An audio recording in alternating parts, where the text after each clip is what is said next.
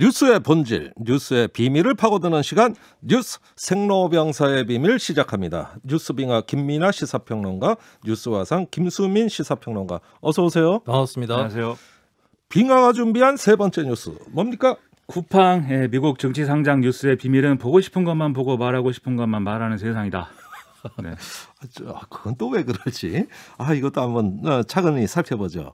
자, 쿠팡이 미국 증시에 상장을 한다. 그런데 나스닥이 아니라 뉴욕 증시에 상장한다고 발표가 났군요. 그 내용 좀 설명해 주세요. 쿠팡이 현지 시각 10일에 미국 증권거래위에 보통주 상장을 위한 신고서를 제출했는데 예. 지금 미국 언론들은 쿠팡의 기업 가치는 그러면 한 500억 달러, 우리 돈으로 한 55조 원에도 이를 수가 있다.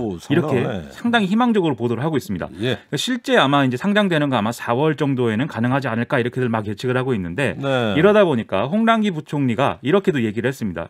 어제 이 한국 유니콘 기업의 쾌거이다.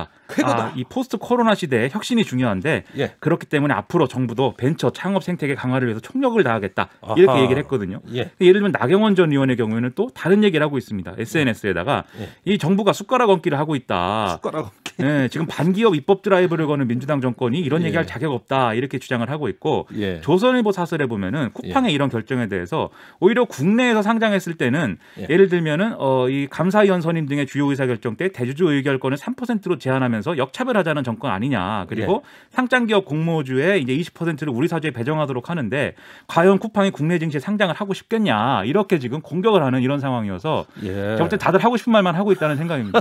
그래요? 그럼 이게 좋은 건지 나쁜 건지 전 분간이 안 갑니다. 정반대 얘기를 하고 있으니. 자, 그러면 한번 쿠팡이 어떤 회사인가 살펴보면서 이 문제 실마리를 한번 잡아보죠. 이 쿠팡이 미국 기업이라는 주장이 있어요. 어떻게 된 일입니까? 이 정확히 얘기하면 지금 쿠팡의 지주회사가 되는 쿠팡 LLC 유한책임회사가 미국 법인입니다. 이번 상장의 대상인 거고 이번 상장을 앞두고 쿠팡 INC를 이름 바꿨는데 또 창업주인 김범석 쿠팡 이사회 의장은 국적이 또 미국인인 것이죠. 그 사람 미국 사람이에요? 그렇습니다. 네, 한국계 미국인인 거고 경영진의 다수도 지금 이제 외국인인 것으로 알려져 있고 2명 정도만 이제 한국인이다 이렇게 얘기를 하고 있고 지금까지 쿠팡이 투자 유치받은 자본도 다 외국계 펀드고 그중에 대표적인 게 이제 손정희 회장, 손마사요 씨의 소프트뱅크. 그렇죠. 비전 펀드가 이제 상당한 지분을 갖고 있다 이런 게 논란이 된 적도 있죠. 다만 경제나 고용 뭐 이런 영향으로 보면은 이 쿠팡의 사업 영역이 99%가 한국 내에서 이루어지고 있다는 거 사실이거든요. 그렇기 때문에 사실은 또 한국 경제에 상당 부분 편입되어 있는 기업이라는 것도 맞습니다. 그러니까 종합적으로 이런 글로벌 자본에 있어서의 국적을 따지는 것은 사실은 좀 난감한 측면이 있는 것도 좀 사실인 거죠. 요거는 나중에 우리가 투자업 시간에 한번 털어드릴게요. 자, 그러면은 아까 했던 질문입니다. 왜 미국 증시를 선택한 거냐? 어떻게 봐야 됩니까? 지금 쿠팡은 계속해서 적자를 보고 있는 기업이기 때문에 누적 적자가 41억 달러, 우리 돈으로 4조 5천만 원 정도 된다고 하거든요. 근데 국내의 이런 증시 환경에서는 기대한 만큼의 이 상장을 통한 효과를 거두기 어렵다. 이런 게 이제 나오는 분석인데 다만 과연 이제 쿠팡 LLC를 또는 이제 쿠팡의 국내 이제 법인을 과연 국내 증시에 상장할 계획을 쿠팡이 가지고 있었느냐? 그것도 아닐 거다라는 게 상당 부분 이제 나오는 반기업 정서 때문이 아니고. 아까 나경원 의원 주장대로 그렇죠. 꼭 그런 것이 아니더라도 애초에 미국 증시 상장이 목표였다 이렇게 얘기를 하는 사람들이 많고요. 그렇습니다. 그리고 둘째로 나스닥이 아니라 굳이 뉴욕 증시를 선택한 것은 차등 의결권 때문이다라는 건데 김범석 의장이 가진 주식은 일반 보통주 대비 1대 29 비율의 의결권을 갖게 되기 때문에 경영권 방어에 유리해지는 방식이 이 뉴욕 증시 상장을 통해서 가능하다라는 얘기입니다. 그러면 우리 증시엔 그런 제도가 없습니까? 차등 의결권? 지금 벤처기업에 한해서 차등 의결권을 보장해주자는 논의가 국회에서 진행되고 있는데 뭐 지지부진이다 이렇게들 보수 언론들은 평가를 하고 있죠. 그렇군요. 자, 뉴욕 증시에 상장하면 쿠팡맨들이 행복해질까요? 오늘 무상주 지급을 하겠다는 이야기 나왔어요. 그렇습니다. 그래서 한 1,000억 원 규모 주식을 이제 직원들에게 나눠주겠다는 얘기고, 그러면 1인당 한 200만 원 정도의 주식이 이제 될 것인데, 이걸 받으면 물론 쿠팡맨들은 행복할 것입니다. 하지만 근본적인 어떤 근로조건의 개선이라든지, 지금 과중한 노동의 어떤 그런 문제 해결이라든지, 이런 것들은 사실 200만 원 상당의 주식을 받고, 그것도 이제 근속 2년을 채워야 실질적으로 처분할 수 있는 권한을 갖게 되는 건데, 그걸로 이제 행복을 사기는 제가 볼 땐 조금 어려울 것 같고요. 결국 근본적인 노동 조건이 개선이 돼야 되는데, 여기서 한 가지 생각을 해보면 어쨌든 어쨌든 경영자에 한해서는 지금 뉴욕 증시에서 한해서의 얘기긴 합니다만 예. 차등 의결권이 보장되기 때문에 경영권 방어가 상당히 유리해지는 측면이 있는 거 아니겠습니까? 예. 그럼 뒤집어 얘기하면은 그만큼 이제 지금 경영자의 입김이 강한 경영자의 권력이 강한 기업이 되는 건데 노동 조건을 잘 보장하려면 노동자의 권한도 강화돼야 되는 거 아니냐? 그래서 노동이사제라든지 경영 참여를 또 실질적으로 만들어주는 것도 하나의 해법인데 예. 그렇게 될까요? 이것도 제가 하고 싶은 얘기만 하는 거겠죠. 예, 주식 상장의 이면의 그림자의 노동 환경의 개선, 노동자의 권익을 해결하는 것이 더 우선이라는 말씀도 덧붙이셨어요. 자, 첫 번째 뉴스는 아까 예고드린 대로 코로나19 백신 접종 시작입니다. 빙하가 준비하셨는데, 자, 이 뉴스의 비밀은 어떻게 봐야 될까요? 백신 접종 일정 꼬이고 있다. 일정이 꼬여버렸다. 그렇습니다. 오호, 그게 어떻게 다 그렇게 됐는지 사연이 몹시 궁금합니다. 자, 그러면 하나씩 털어보기로 하죠. 아스트라제네카 백신 고령층 접종 상당히 논란 많습니다.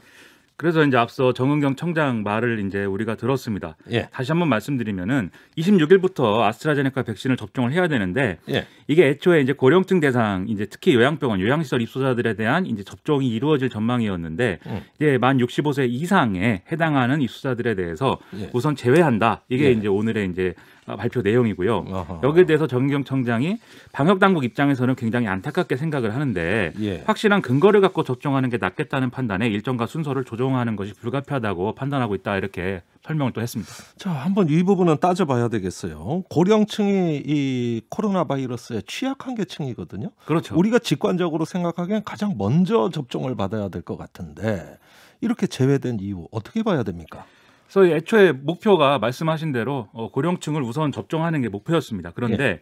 문제는 아스트라제네카의 경우에는 지난번에 뭐 몇 차례 말씀드렸습니다마는 애초에 임상을 진행을 할 때, 임상 3상을 진행을 할 때 고령층이 65세 이상의 고령층이 많이 포함되어 있지 않기 때문에 이것 관련돼서 확실하게 어떤 안정성이 갖춰져 있는지를 예. 판단하기가 어렵다라는 게 세계 각국에 또 나온 지적들이었기 때문에 예. 이게 좀 논란이 있었거든요. 그래서 그래요. 그런 논란을 감안해서 그동안 이제 이 방역 당국이 어떻게 접종을 할 것인지를 밝혀왔는데 예. 결론적으로 오늘 한 얘기는 이런 얘기입니다. 접종 목표를 달성하기 위해서는 접종률을 높여야 한다. 최대한 많은 사람들이 맞을 수 있도록 해야 되는데 예. 지금 이 백신 효능 논란이 벌어져 있는 상황이기 때문에 예. 오히려 이걸 그대로 두고 백신 접종 일정을 강행했을 경우에는 국민과 의료인의 백신 수용성을 떨어뜨려서 접종률을 저하시킬 수가 있다. 그렇기 때문에 예. 아스트라제네카 이 백신 개발을 한 이제 이 개발사 측에서 예. 3월 말까지 고령층에 관한 임상 정보를 추가로 이제 제출할 예정이기 때문에 아하. 이 미국에서 진행되고 있는 임상 시험 결과나 영국에서 진행되고 있는 이제 영국 등의 접종 국가들의 효과와 정보 이런 것들을 확인하고 나서 확실히 과학적 근거를 갖춰서 예방 접종을 시행하겠다. 이렇게 이제 밝히고 있는 거죠. 예. 실제로 이제 독일이나 이런 국가들에서는 65세 미만에 대해서는 지금 아스트라제네카 이 백신은 미만에 대해서만 접종을 권고하고 있는 상황이고 이상은 안 되고. 그렇죠. 예. 스위스, 남아프리카 공화국 뭐 이런 나라들에서는 승인 자체가 또 보류되어 있는 부분이기 때문에 예. 결과적으로 이제 이것에 대한 논란이 이제 있을 수밖에 없는데 다만 이제 방역 당국은 이렇게 얘기를 하고 있습니다. 이게 결국 아스트라제네카 백신의 안정성이라든지 이런 어떤 것들은 안전하다는 것은 이제 확인이 된 것이다. 다만 접종을 했을 때 얼마큼 효과가 고령층에서 있을 거냐를 판단하기 위한 근거를 갖추는 게 필요하다는 것이다. 아하. 이렇게 좀 부연을 하고 있습니다. 예, 우리 부모님들이 다 65세 이상 노인들이신데 이 들어오면 부모님 먼저 한번 맞춰드렸으면 좋겠다. 대다수 자식들은 이렇게 생각했을 건데 조금 지금 말씀하시는 거 보면 시간이 필요해 보여요. 그 요양보 병원에 입소한 노인들 이분들 특히 감염 취약계층이란 말입니다. 그렇습니다. 하죠? 그래서 이번에 사실 이 아스트라제네카 이 접종 대상이 요양병원 시설 입소자와 종사자 이제 64만 9천 명 정도가 접종 대상자였는데 예. 이 중에 이 37만 7천 명이 65세 이상이고 예. 그럼 65세 미만이 이제 27만 2천 명이 되는 겁니다. 예. 그래서 27만 2천 명에 대해서만 이제 접종이 이루어지는 그런 상황이 이제 된 것인데 예. 그러면 요양병원 안에 있는 이제 입소자들은 어떻게 할 거냐 이 문제가 남는 것이죠. 65세 이상의 입소자들. 예. 여기에 대해서는 방역 당국이 이렇게 설명을 하고 있습니다. 지금까지 요양병원에서 이제 집단 감염이 일어난 사례를 보면은 예. 이 병원 안에 있는 장기 입소자가 이렇게 감염의 고리가 됐다기보다는 지역 사회에서 생활을 하고 있는, 즉 이제 요양병원에 출퇴근을 한다든지 예. 이런 종사자들을 통해서 외부에서 이제 감염이 들어와서 이게 이제 집단 감염으로 이어진 사례가 많다. 예. 그렇기 때문에 이 종사자들에 대해서 접종을 우선적으로 진행을 할 거기 때문에 그렇게 한 것에 더해서 이제 방역 관리를 보다 철저히 하면 요양병원과 시설에 대한 예방 조치는 어느 정도 목표를 달성할 수 있다. 이렇게 얘기를 하고 있습니다. 자, 그러면은 여기서 한 가지만 확인하겠습니다. 3월에 외국에서 임상 자료가 다 도착해서 65세 이상도 부작용 걱정할 거 없다. 이러면은 달라지는 거죠. 이러면 지금 접종 계획에서 지금 사실상 빠지게 된 37만 7천 명, 65세 이상 이제 접종 대상자들에 대해서 예. 그때 이제 접종이 이제 시작이 된다. 시작이 2분기에는 된다. 접종이 될 것으로 기대가 된다. 이렇게 방역 당국이 밝혔습니다. 예, 약간의 모호함은 있지만은 그 이유는 알겠습니다. 자, 그러면 앞으로 접종 계획 구체적으로 어떻게 되는 건가요? 집단 면역 조성 이거 어떻게 언제쯤 될까요? 이게 지금 계획은 9월까지 이제 접종 대상자의 70% 접종을 마치고 11월까지 집단 면역을 달성하는 건데 예. 지금 사실 첫 단추부터 삐그덕대는 상황이 됐기 때문에 예. 이 일정이 가능한 거냐 여기 사실 의문이 있습니다. 근데 방역 당국은 설명은 접종의 순서가 일부 변경되는 것이지 이 목표 달성에는 예. 이 계획대로만 되면 이제 문제가 없다 이렇게 설명을 하고 있는데요. 예. 그래서 이 어떤 구체적인 일정을 좀 잠깐 말씀드리면 65세 미만에 해당하는 방금 말씀드린 이 요양병원 등의 시설 종사자들 27만여 명이 아스트라제네카의 첫 접종 대상이 될 것이고요. 그리고 고위험 의료기관의 보건 의료인 35만여 명이 3월 8일부터 예. 이 접종 대상이 됩니다. 예. 그리고 방역 의학 역학조사 요원 등의 7만 8천 명이 3월 22일부터 또 아스트라제네카 백신을 맞게 되고요. 예. 그 외에 코백스에서 1분기에 들여오기로 한 화이자 백신 있지 않습니까? 네. 이것은 코로나19 환자를 치료하는 의료진 5만 5천여 명의 접종 대상입니다. 그래서 아하. 이게 이제 1분기에 접종 대상자들에 대한 일정이 되는 거고요. 예, 주로 보건의료 종사자들이 우선입니다. 그렇습니다. 그러면 앞서 말씀드린 대로 65세 이상의 나머지 이제 접종 대상자들은 예. 2분기에 접종이 될 것이다라고 볼 수가 있는 것이죠. 4월에서 6월쯤? 그렇습니다. 어허. 자, 그러면은 지금도 그 요양병원에 우리 면회도 못 가잖아요. 그러면서 아주 통제되고 밀폐된 생활로 해서 거의 뭐 어떤 그 가족들 안타까움이 아주 그 높아지고 있습니다. 이런 상황이 계속되는 겁니까, 당분간? 이게 결국 불안함을 완전히 이제 없앨 수는 없다라는 겁니다. 이게 요양시설의 경우 앞서 말씀드린 대로 종사자들에 대해서 접종을 완료하고 그리고 여러 방역 조치를 추가로 시행한다 할지라도 예. 결국 이제 입소자가 감염의 고리가 되는 이런 상황이 여전히 이제 가능성이 살아 있는 거죠. 예. 그렇기 때문에 이 부분에 있어서의 이제 위험은 여전하기 때문에 여러모로 이제 걱정들이 많이 되실 텐데요.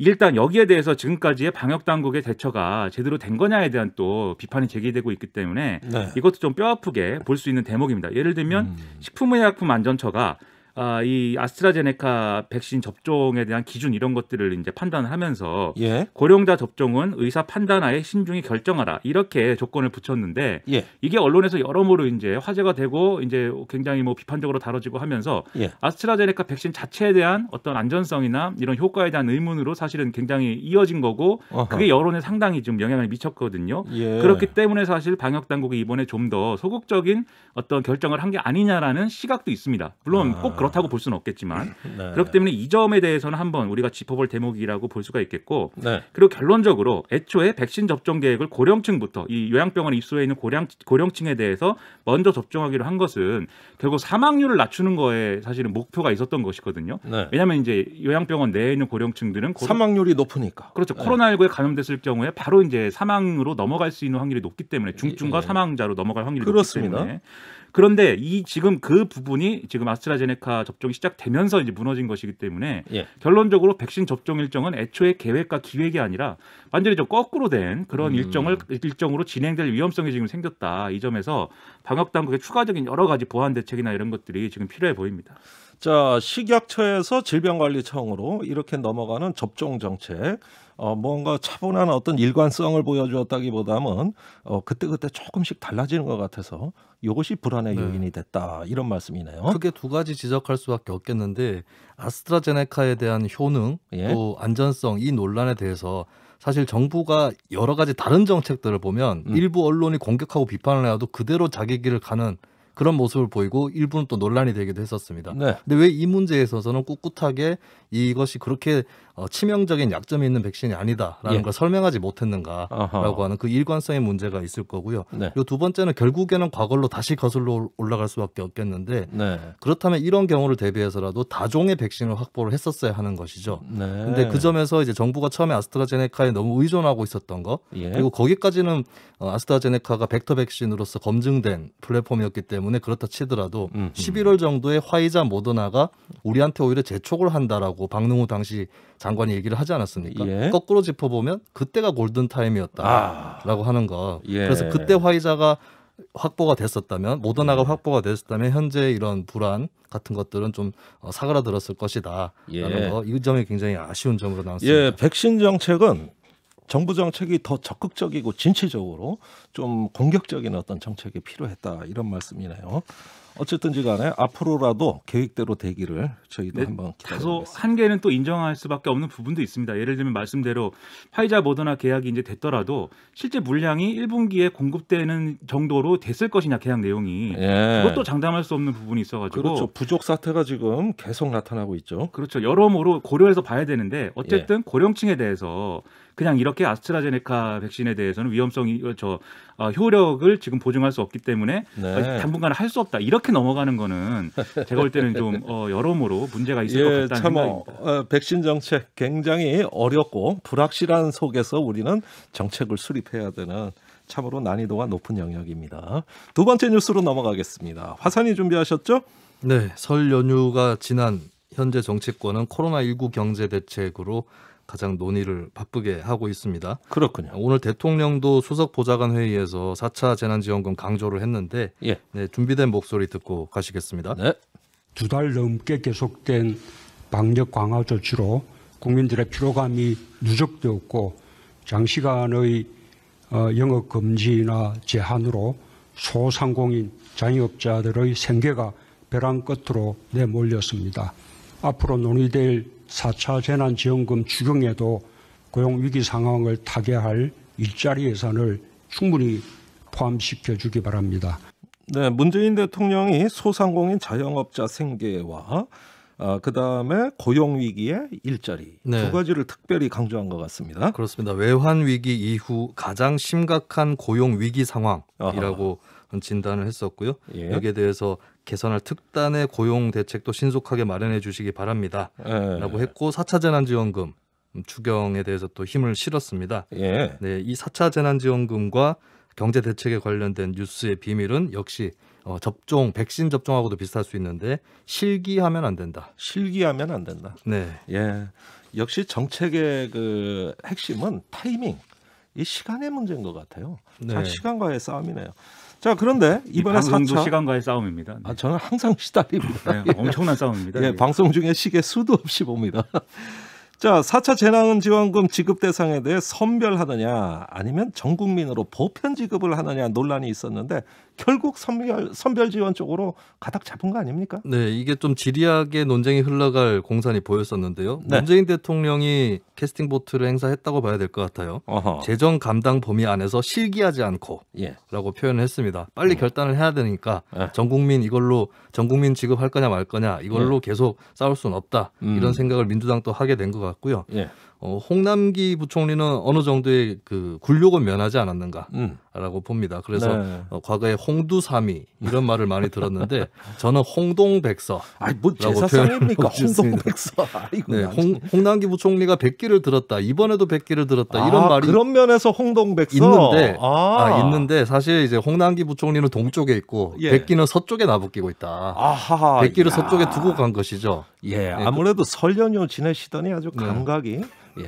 아주 고풍스러운 감각이 나옵니다. 저도 무슨 말인지 잘 모르겠는데 제잘 지내야 될 것 같아요. 네. 예. 그래서 이것은 홍남기 부총리가 100기를 올린 것이 아니라 예. 민주당이 1000기를 내린 거에 가깝다라고 봅니다. 일단은 전 국민이 빠지게 되었고요. 그런데 앞으로도 논란이 될 만한 부분이 있습니다. 지금 민주당에서 나오는 얘기는 4차 재난지원금 규모를 15조 원, 그러니까 제3차 때의 9조 원 정도보다 더 많은 금액을 거론을 하고 있는데 이것을 과연 기재부가 또 받아들일지가 관건일 테고요. 그리고 앞으로 5차 이렇게 뭐 재난지원금이 더 나갈 수도 있는데 그때 또 전 국민 재난지원금 얘기는 나올 것이다. 그때는 또 어떻게 논쟁이 진행될 거냐 이것도 관심입니다. 그리고 민주당은 2월에 추경안을 편성을 해서 3월 초에 추경을 처리를 하고 3월 말에 재난지원금을 지급한다. 알겠습니다. 지급을 시작한다. 이것이 목표입니다. 아니 그러면 그때그때 추경해서 모든 논의를 처음부터 다시 할 게 아니라 좀 중장기적인 한 1년 또는 6개월 정도의 계획을 펼쳐놓고 상황에 따라 어떻게 지급한다는 이런 정책적인 뭐 어떤 로드맵? 뭐 이런 게 필요한 거 아니에요? 그게 더 바람직할 수 있고 본 예산에 가급적 많이 편성이 되는 쪽이 예산 운용에서 바람직할 수 있는데 그렇죠? 문제는 그러면 올해 몇 차를 지급할 것이며 그때 어떻게 할 거냐 그거를 결정하는데 시간이 많이 걸릴 것이다. 매번 같은 논의를 되풀이하니까. 아이고 알겠습니다. 자 그러면은 3월 말이라고 하셨는데 하필이면 또 선거입니다. 4월 초에 재보궐선거가 있단 말이죠. 당연히 야당에서는 이러면 선거용 아니냐 뭐 이런 반응 나오지 않겠어요? 국민의힘 주호영 원내대표는 선거를 앞두고 국민 주권을 돈으로 사겠다는 의도가 있다고 볼 수밖에 없다. 역시 그렇군요. 라고 얘기를 했고요. 국민의힘이 따져 물은 것은 이런 부분입니다. 우리 요구로 3차 재난지원금 추경으로 편성하지 않았냐? 이제 와서 또 예산 조정을 하냐? 어떤 방법으로 재원을 조달할 거냐라고 물었고요. 그리고 이제 어떻게 보면은 이런 주장도 선거를 앞두고 지급을 반대하는 거 아니냐, 역시 정치적 의도 아니냐 이렇게 비판받을 수도 있겠는데 국민의힘에서 다만 이런 점은 좀 강조를 했습니다. 손실보상제를 해야 된다. 손실보상제 이거 이낙연 대표가 했던 말인데. 그래서 재난지원금을 그렇게 추경으로 편성해서 주는 것보다는 정확한 손해를 측정하고 또 법을 만들어서 지급을 해야 된다. 임의대로 그냥 이번에 지급을 하면 또 다른 불만이 야기될 거다. 뭐 이런 나름대로의 대안을 또 제시를 하고 있습니다. 아니 듣기에는 좋습니다. 또 이낙연 대표도 얘기했던 내용이에요. 근데 손실의 기준 또 범위 그다음에 지원 규모 이런 것도 굉장히 또 정치권에서 질질 끈단 말이에요. 그러니까 지금 그러면 손실 보상을 야당이 얘기했다면 정부가 먼저 안을 내놔야 되지 않겠습니까? 그렇습니다. 근데 계속 여당도 그렇고 정부안이 나와야 국회 논의를 할 수 있다. 이런 태도를 갖고 있었기 때문에 지금까지 이게 실질적으로 구체적으로 진행이 안 되고 있었던 부분이 있는 거거든요. 아니 말은 해놨는데 1월에 그 이낙연 대표 국회 연설에서 다 얘기했는데 아직도 늑장 부리고 있단 말이에요. 정부에서도 행정부처에서도 그냥 기다리고 있었던 것이죠. 그래요. 그러다가 이제 시간이 흘러서 이제 와서 기획재정부가 연구 용역을 발주를 한다고 합니다. 용역을 발주한다. 연구 용역 내용은 이제 매출에서 각종 비용을 뺀 영업이익 이것을 자영업자들에게 지원을 한다라고 하는 것이고 50 내지 70% 차등 범위 안에서 지원을 하면은 월 24조 원 정도가 들어간다. 많이 들어가는 것인데 이걸 몇 달 동안을 걸쳐서 보상을 해줄 거냐 이 부분도 계속 연구를 하고 결정을 해야 될 부분이 될 것 같고요. 그리고 지금 자영업자 상당수는 간이과세자인데다가 1년에 한 번씩 소득 신고를 합니다. 그러다 보니까 현재 확보된 과세 정보만으로는 영업이익을 영업이익의 손실을 집계하기가 어렵다는 것이죠. 그래서 단기적으로 그때 집계가 어렵다. 그래서 이거는 또 어떻게 할 거냐. 이런 부분 또 이제부터 논의를 해야 되는 그런 상황입니다. 그게 말씀하신 이 손실보상제의 핵심인데 손실을 보상한다는 의미는 먼저 손실을 파악해야 그게 보상이 가능한 겁니다. 근데 지금 말씀하셨듯이 우리나라의 조세체계 그리고 이제 세무행정으로는 그때 말씀하신 대로 단기간에 어떤 손실이라든가 이런 것들을 파악하기 어렵고 매출도 지금 말씀하신 간이과세자의 경우에는 이 매출 파악 정확히 안 되는 거거든요. 여기에 대해서 무슨 기준으로 어떻게 그럼 손실보상을 할 거냐의 문제가 있고 그래서 정부가 사실은 이 부분에 있어서 속도를 못 내는 거죠. 그래서 이런 걸 만약에 단기간에 매출 파악을 쉽게 하고 이 기준을 어떻게 만들려고 한다면은 여러 가지 법이나 이런 게 개정돼야 되고 그 법에 의한 추가적인 시스템들이 만들어져야 되거든요. 근데 지금 이제 뉴스 화사님이 말씀하셨듯이 이제 연구용역 주는 단계이기 때문에 손실보상 지금 현실적으로 가능한 거냐 상당히 좀 의문이고 그런 이제 여기서 시작을 해서 야당의 태도 이런 걸 보면은 사실 주장에 저는 이제 근거가 있는 주장이라고 봐요. 국민의힘이라든가 야당의 주장이. 그런데 재난지원금을 그래서 주자라고 하면은 그것은 선거용이다라고 하고 그다음에 손실보상은 가능하지 않다는 것을 지금 상황에서 바로 가능하지 않다는 것을 알면서도 또 손실보상을 꺼내면서 그렇기 때문에 재난지원금에 대해서는 이제 좀 부정적으로 얘기하고 이런 게 사실 양손에 하나씩 들고 오른손에 것을 준다고 하면은 이제 왼손에 있는 걸 달라고 하고 왼손을 내밀면 다시 오른손에 있는 걸 달라고 하는 이런 전략처럼 비춰져서 그러니까 이 손실보상 얘기를 힘있게 끌고 가는 리더십이 부재한 가운데 계속 순환론법에 빠져서 네. 예, 서로 발목을 잡고 있는 형국이다. 이렇게 정리할 수 있겠습니다. 그래서 결론적으로 지금 얘기는 재난지원금을 자영업자들에게 주는데 예. 지난번에 최대 300만 원까지 주지 않았습니까? 이제 예. 이 집합금지 업종이 되고 그랬으면은 300만 원보다 액수를 더한 걸 주자. 지금 논의가 이렇게 가는 거죠. 예. 그러니까 이게 사실은 또 이 언발 오줌누기다 이런 얘기 또 나올 것이고 상당히 예. 여러모로 걱정이 됩니다. 알겠습니다. 그리고 이 손실보상제가 결국에는 재난지원금처럼 될 가능성이 대단히 높습니다.